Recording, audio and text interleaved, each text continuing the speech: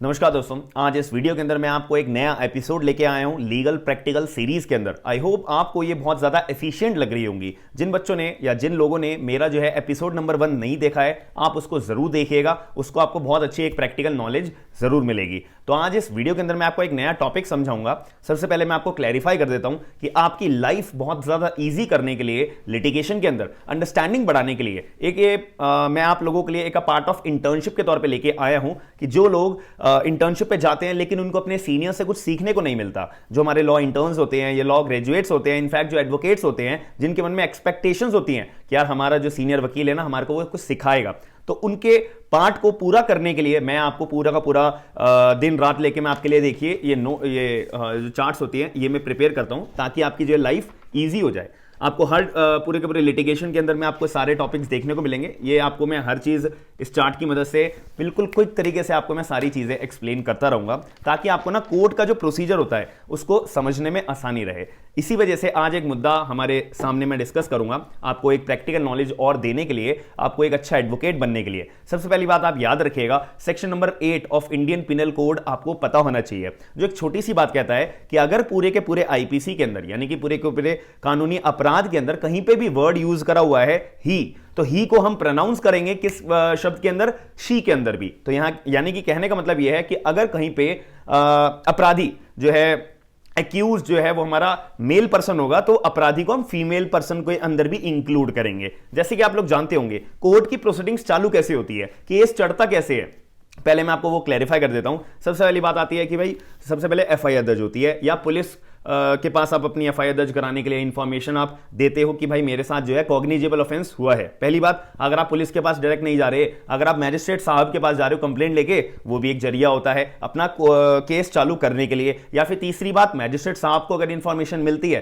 कोई भी अपराध हुआ है, उसको जो है सुओ मोटो के तौर पर मैजिस्ट्रेट साहब अपने हाथ में खुद ले लेंगे और केस को आगे फॉरवर्ड करेंगे। अब दूसरा पहलू क्या आता है कि मान लेते हैं कि एफआईआर दर्ज हो गई है, अब पुलिस क्या करेगी? एविडेंस करेगी, एविडेंस कलेक्ट करेगी, यानी कि इन्वेस्टिगेशन करेगी। इन्वेस्टिगेशन किस लिए करी जाती है? एक एविडेंसेस को इकट्ठा करने के लिए। दूसरा काम क्या होगा? या जिस अपराधी ने अपराध करा है ऐसा प्राइमा फेसी इंफॉर्मेशन पे जो पुलिस वालों को लगता है, तो क्लियर करने के लिए भाई अपराधी है या नहीं है, पुलिस वाले उनको ढूंढेंगे, यानी कि अपराधी को सर्च करेंगे। फिर सर्च करने के बाद यहां पे अपराधी को अरेस्ट करा जाएगा। अरेस्ट करने के बाद में उस अपराधी का भी छानबीन करी जाएगी, उसको सर्च करा जाएगा, उसकी पूरी बॉडी को, कि भाई उसके पास कोई हथियार तो नहीं है, कोई चाकू तो नहीं है कि वो अपने आप को हार्म कर ले या किसी और व्यक्ति को हार्म करने लग जाए। तो अगर कुछ ऐसा सब्सटेंस, डेंजरस सब्सटेंस मिलता है तो उसको जो है पुलिस जब्त कर लेती है। फिर अपनी पुलिस वाले जो है अपनी पुलिस रिपोर्ट फाइल करते हैं। उसके बाद कमेंसमेंट ऑफ द प्रोसीडिंग्स, यानी कि प्रोसीडिंग्स चालू हो जाती हैं। फिर मैजिस्ट्रेट साहब टाइम देते हैं, चार्जशीट की कॉपी जो है फ्री ऑफ कॉस्ट अपराधी को, कि भाई देख अपराधी, हम जो है तेरे खिलाफ अब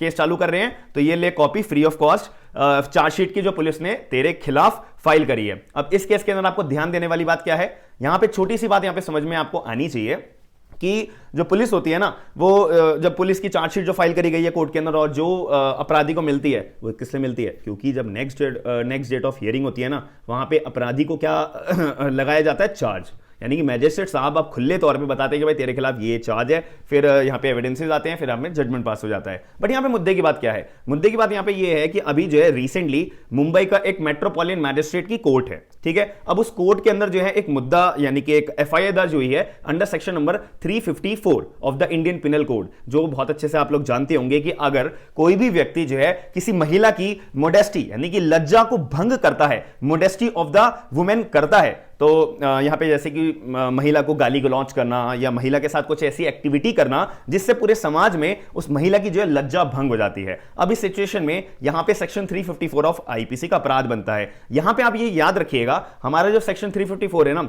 वहां पे ना ही वर्ड यूज करा हुआ है। तो यहां पे क्या हुआ था कि एक रात में दो महिलाएं, यानी कि जो दो पड़ोसी थी महिलाएं, वो आपस में एक दूसरे के साथ लड़ाई करने लगी। उनमें से एक महिला ने जो है ना, दूसरी महिला की जो नाइट ड्रेस होती है, जिसको हम नाइटी बोल सकते हैं, ठीक है, जो रात के टाइम पहन के रखती है, गाउन बोल सकते हैं, तो वो फाड़ दिया। ठीक है। अब इस केस के अंदर यहां पे उस महिला की लज्जा भंग हुई है, भाई बिल्कुल हुई है, बट यहां पे हमारा जब सेक्शन नंबर 354 ऑफ आईपीसी हम पढ़ते हैं तो क्या यहां पे उस लज्जा भंग करने के लिए जो अक्यूज है, जो अपराधी है, उसके अंदर तो ही वर्ड यूज करा हुआ है, यानी कि हमेशा क्या अपराधी हमेशा मेल पर्सन होगा, यहां पे फीमेल को भी इंक्लूड करा जा सकता है। तो ये बात जो है, जो डिफेंस काउंसिल थे यानी कि जो एक्यूज के बिहाफ पे जो एडवोकेट अपना आर्ग्यू कर रहे थे, उन्होंने बोला जज साहब आपने सेक्शन 354 ऑफ आईपीसी पढ़ा होगा तो वहां पे तो ही वर्ड यूज करा हुआ है, तो जो मेरा क्लाइंट है यानी कि जो मेरी औरत एक्यूज बनाया जा रहा है एफआईआर के तौर पे, वो तो बनी जा ही नहीं सकती है क्योंकि वो तो लज्जा भंग कर ही नहीं सकती है। बट ऐसे केस के अंदर कोर्ट ने क्लियर शब्दों में बोला हुआ है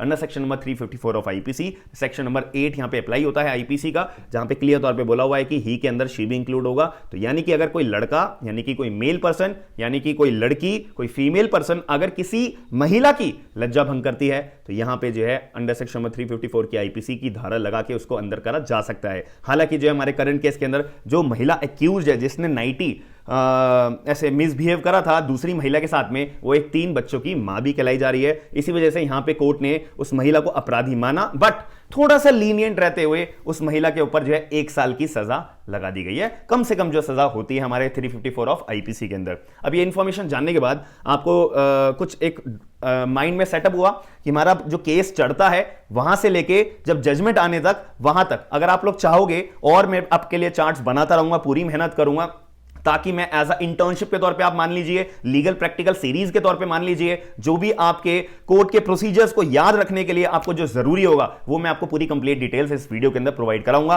मैं ये चैलेंज देता हूं पूरी यूट्यूब पे अंदर आपको कोई भी इतनी डिटेल के अंदर नहीं समझाएगा, जितना क्लियर तौर पे मैं आपको एज एन अच्छा एडवोकेट बनाने के लिए पूरी हेल्प करूंगा, जिससे आपकी अर्निंग्स भी बढ़ेगी। सीधा तौर तो यही है ना, यहां पे जो है आपको कोई भी प्रोफेशनलिज्म वाला कोर्स आप ज्वाइन करते हो ना, और प्रोफेशनलिज्म वाली आप कोई प्रैक्टिस करते हो तो वहां नॉलेज के पैसे होते हैं। आप अगर डॉक्टर के पास जाते हो, आपको कोई बीमारी आ गई, आप कोई डॉक्टर के पास जाओगे तो वो अपनी दिमाग लगा के जो उसने सीखा है, पढ़ा है, जो उसको दवाइयों के नाम याद है, तो वो आपको कागज के ऊपर एक दवाइयों के नाम लिख के वो आपको देता है, उससे ही वो आपके पैसे चार्ज करता है। तो यही एक सीधा तौर होता है आपको प्रोफेशनलिज्म, आपके दिमाग का खेल। जितनी ज्यादा नॉलेज, जितनी ज्यादा प्रैक्टिकल नॉलेज, उतना ज्यादा आप अर्न करोगे, उतना ज्यादा पर हियरिंग का आप चार्ज करोगे। उसके लिए आपको क्या अपने दिमाग में माइंडसेट बनाना है एक अच्छा एडवोकेट बनने के लिए। ये जो मैं आपको पूरा प्रोसीजर बता रहा हूं, धीरे धीरे अगर मैं एक ही वीडियो के अंदर या कुछ वीडियो के अंदर आपको बताने लग गया तो आप भी बोर हो जाओगे, साथ में आपके लिए भी बहुत ज्यादा लाइफ हेक्टिक लगने लगेगी। हाँ, तो यहां पे जब पुलिस वालों के पास जब कंप्लेंट जाती है तो एफआईआर दर्ज होती है, हमारी एफआईआर दर्ज होती है तो वो हमारे चैप्टर नंबर 12 के अंदर कवर अप होता है सीआरपीसी के अंदर,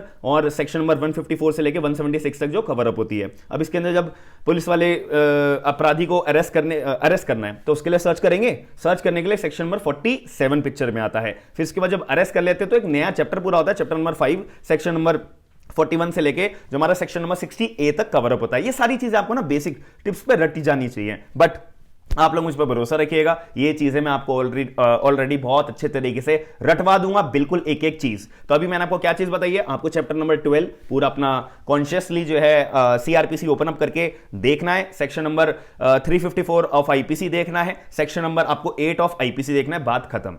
कि भाई एफआईआर के सर ने बात करी थी अभी, तो एफआईआर के अंदर सर ने चैप्टर नंबर 12 बताया था जो सेक्शन नंबर 154 से लेके 176 तक कवर अप होता है, तो बस इसके ना हेडिंग्स पढ़ लेना, बात खत्म। तो ये एक ऐसा पार्ट ऑफ इंटर्नशिप है आप लोगों के लिए। तो जितने भी लोग चाहते हैं यार मेरे को अच्छी इंटर्नशिप नहीं मिल रही, तो मैं आपको प्रोवाइड करा रहा हूं पूरी फ्री ऑफ कॉस्ट और पूरा ऑनलाइन प्लेटफॉर्म के ऊपर। तो जितना मैं आपको डेली बेसिस पे काम दे रहा हूं, आप उसको कॉन्शियसली पढ़ते रहिए, टिप्स पे सारी चीजें मैं आपको रटवा दूंगा। ये बात मैं आपको अभी गारंटी के साथ बता रहा हूं। तो मिलते हैं नेक्स्ट वीडियो के अंदर। ये वीडियो पसंद आई है तो वीडियो को लाइक जरूर करिएगा, और जो मैंने अभी आपको एक टॉपिक, एक केस बताया है, ये अभी रिसेंटली 1-2 दिन पुराना ही केस है जो भी लेटेस्ट हमारे दिमाग में आया है। तो हम पूरा क्लैरिफाई करते हैं, सारी चीजों को करते रहेंगे। वीडियो पसंद आई है तो शेयर जरूर करिएगा, लाइक जरूर करिएगा, चैनल को सब्सक्राइब करके मुझे मोटिवेट जरूर करिएगा। कोई भी डाउट आएगा कमेंट बॉक्स आपके लिए ओपन है। हम मिलते हैं नेक्स्ट वीडियो के अंदर। थैंक यू, धन्यवाद।